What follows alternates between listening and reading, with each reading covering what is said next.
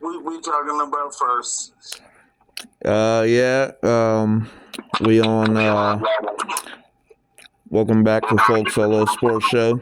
We got big folk in the house. We got my dad in the house, man. So yeah. Let's talk about the Steelers, man.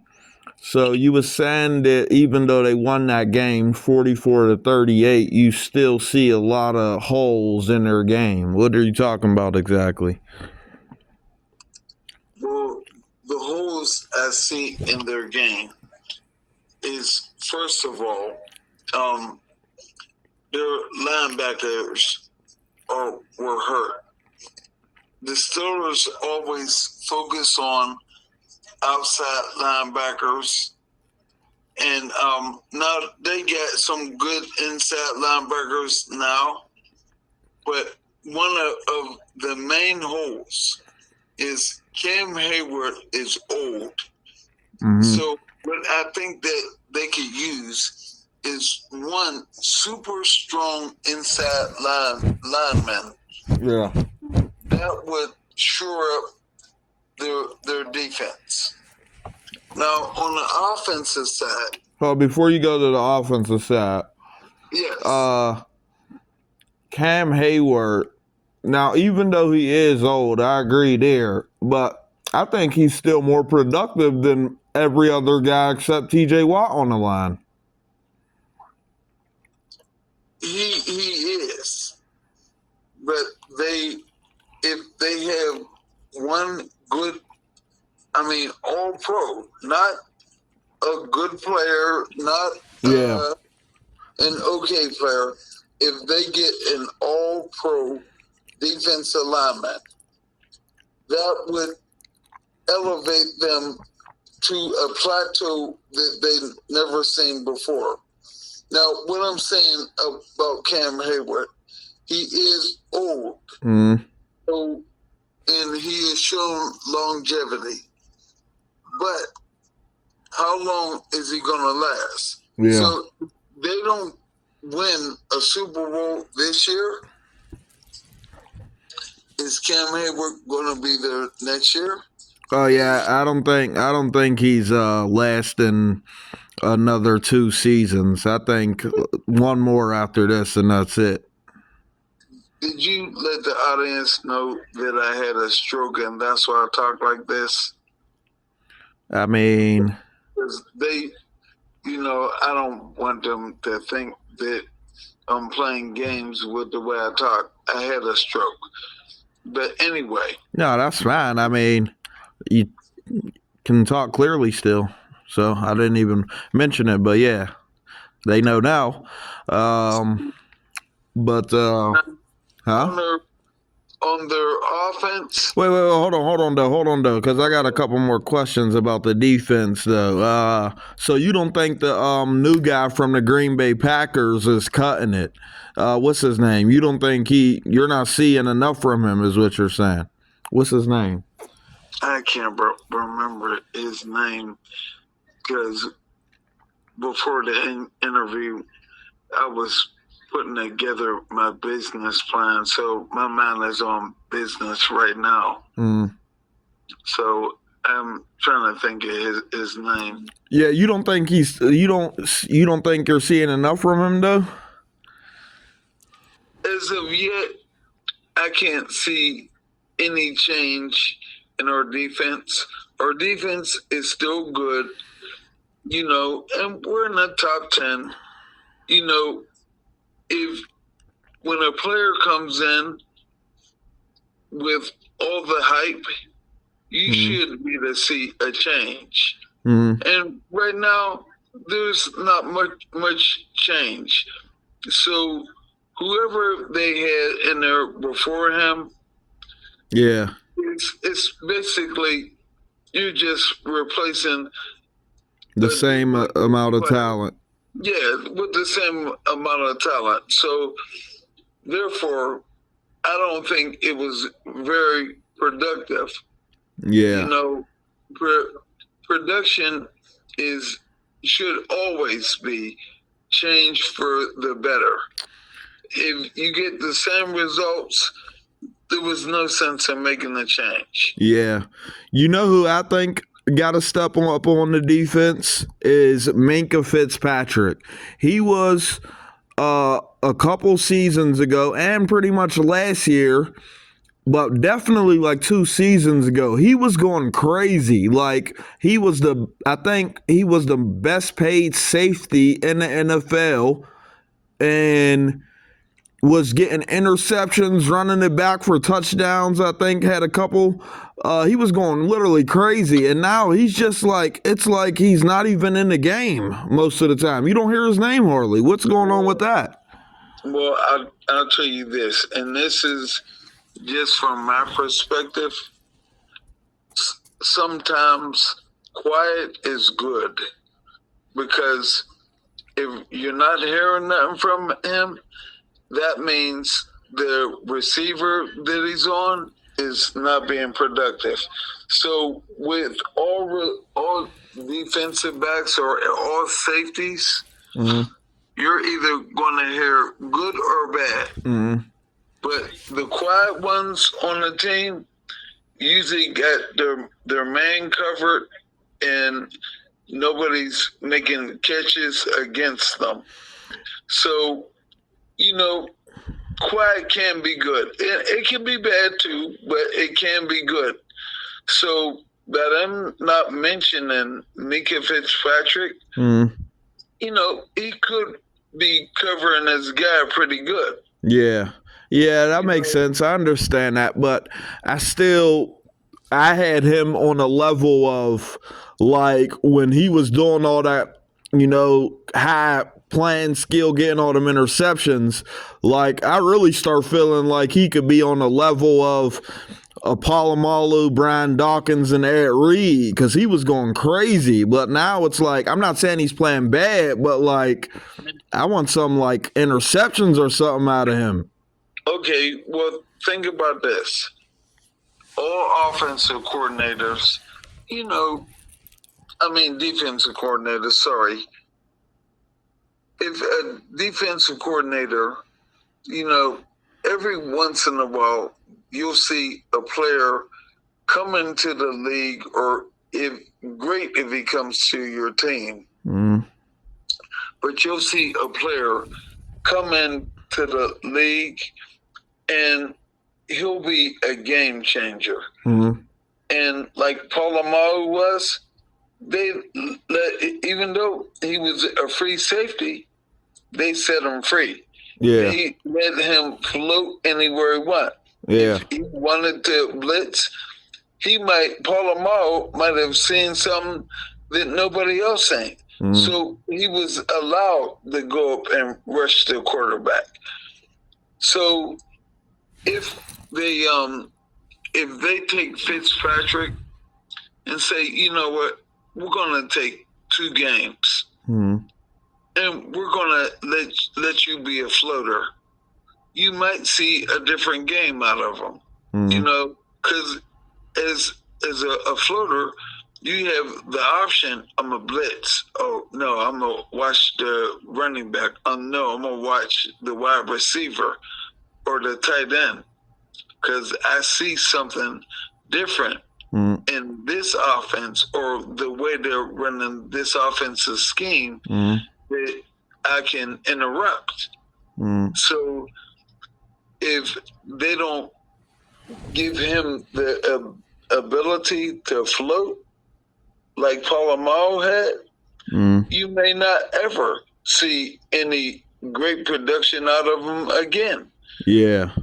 Some coaches and people, period, believe I got all the answers. You're going to do things my way, and that's it. Yeah, that was the problem with Sean Payton and Russell Wilson. Yeah, so that, and you see how Russell Wilson didn't lose it. Yeah. Sean Payton says, you know what? It's my way or the highway. Yeah. So, and now look at Russell Wilson. Yeah, so there you have it. And the same thing can apply to different players. You see that TJ Watt, he can float and do whatever he wants. And usually he's rushing from the if you're looking from the defense, he's rushing from the left hand side. But he has the option to get over top of the center and rush. He hardly ever goes to the right hand side. Yeah. But so he gets most of his sacks from the left hand side because he has the ability to float. And now going to Fitzpatrick, if the Steelers just want to take chances, you can have two floaters. And I think they should. You might see a completely different defense out of all the players, because out of all the defensive backs and safeties. Sorry, the time's cutting out.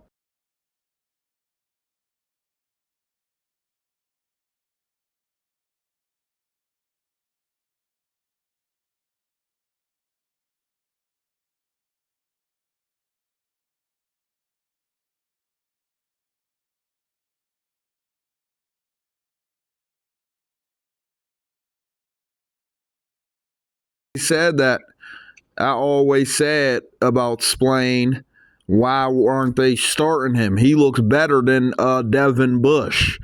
I said, why don't the Steelers start him? Every time he's in the game, he's getting a tackle or something. You hear his name, and they let him go. That was stupid to me.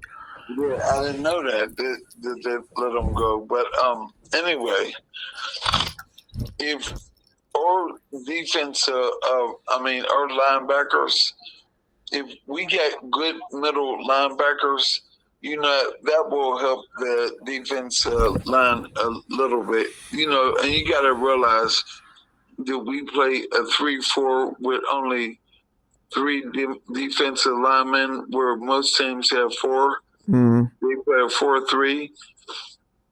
So it's not designed for our defensive line to get sacks. Yeah. Or, our defensive line, the Steelers' whole objective is to stop a quarterback from stop running backs from making big yards, but they're still not being effective in doing that because I don't know what the average is, but I watch the games every week, and you'll see a running back break away for 10 to 15 yards at least once or twice in the game. Yeah. So what does that tell you? It says that the defensive line is either weak, hurt, or they're just getting bullied. So what I'm saying, where I see the fault with their defense, is not having an all-star defensive lineman. I mean, Cam Hayward, as old as he is pretty good. But if they had somebody just like Cam Hayward, a second person, yeah, TJ would be the leading sacker every year. Yeah, that is true. So Danner is what can being old like that already. Yeah, so he would probably be a record. He already is a record setter, but he will probably set records a whole lot sooner. Yeah. Well, let's get in the offensive side. What was you gonna say about that? Well, the offensive coordinator, he has opened up a little bit, maybe because they trust Wilson a little more. Arthur Smith. Yeah. So they trust him a little more, so they let rest, cut loose a little bit, so that's a good thing. But what I would say about him, and this is for what I would say about most NFL teams, they don't have a killer attitude. When the Steelers get up on the team, they want to start running the ball. I've seen so many times, and I hate it. All the fans hate it. That and Tomlin's good. I love him to death. But as soon as they get a touchdown, almost their next series is 3-and-out. Yep. So yeah, they never keep pounding away at a team. Yeah, keep pounding away. Take the attitude that the New England Patriots took a couple years ago when they had Brady and Belichick. They want to keep scoring and scoring and scoring, and they want to run the score up on you as high as possible until the game's over.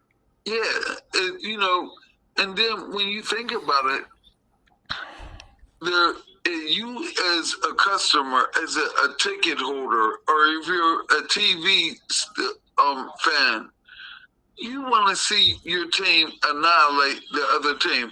That's what you're paying to see. Yeah, absolutely. I agree. I don't like when people say, "Oh, blowouts are boring." No, every aspect is fun to see. It's fun when there's a blowout. Only people that don't like blowouts happening is when it's happening to their team. But when your team's doing it, you love it. When it's a close game, you love it. The mix-up is good. Blowouts are not boring. Yeah, you know what? And also, what blowouts do, and this is on a personal level for each player.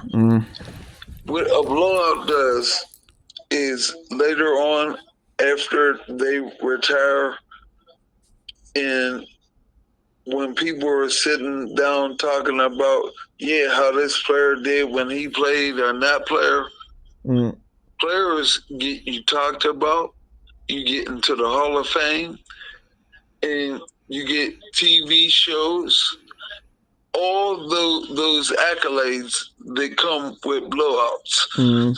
So blowouts are good. You know what? Me and you talked the other day about the best defenses in history. Yeah. People are talking about Mean Joe Green. That was in the 70s. You weren't even born, and I was a kid. Yeah, 50 years ago. That's how bad Mean Joe Green was. Yeah. Rocky Blair, Mel Blunt. That was Lambert, the Steel Curtain. Yeah. So defense, even though they say, blowouts are boring, blowouts make you into legends. Yes, it does. But do you think that I'm sick of George Pickens? I'm sick every single game he does something. I love his skill. People call me crazy and dumb when I said he was a top 5 receiver. I think even in his rookie year, I think I even said that. Well, yeah, it's his 3rd year. I think I even said that. And people called me crazy, and now it's showing. I love his game, but I'm sick of every game this dude is getting some type of trouble. And that's when they get in the playoffs, I feel like he's going to be the reason they lose the game, because he always got to do something after the play. Yeah, well, I agree with you 200%. Yeah. Now, so far as what I would have to say about players like him, when you give a contract, say make your contract so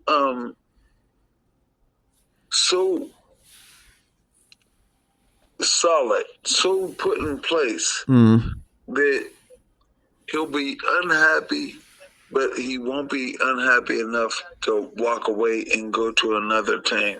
Yeah. So what I'm saying in that is George Pickens can be one of the best receivers. So when you give him a contract, so okay, George, here is the minimum on a contract where you'll be the lowest paid receiver in the NFL. But here's some incentives. You don't get no penalties. You get a bonus for that. You get every time you make a play, you get a bonus for that. And guess what else, George? We want you to be the eye of the public. We want you in the public eye. So think about it. Every time you do something stupid, you go back down to that minimum. Yep. You do something good, we'll put you in the public eye and make you look like Superman. Yep. And that's a good idea. So if his contract, like I said, make it something that will make him definitely unhappy, but not unhappy to the point that he wants to leave. And make it so he wants to be there. Yeah. He wants to do good.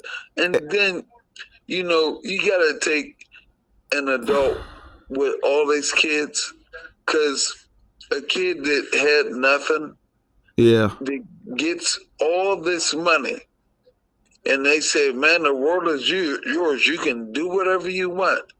That's the way a kid is thinking, because nobody took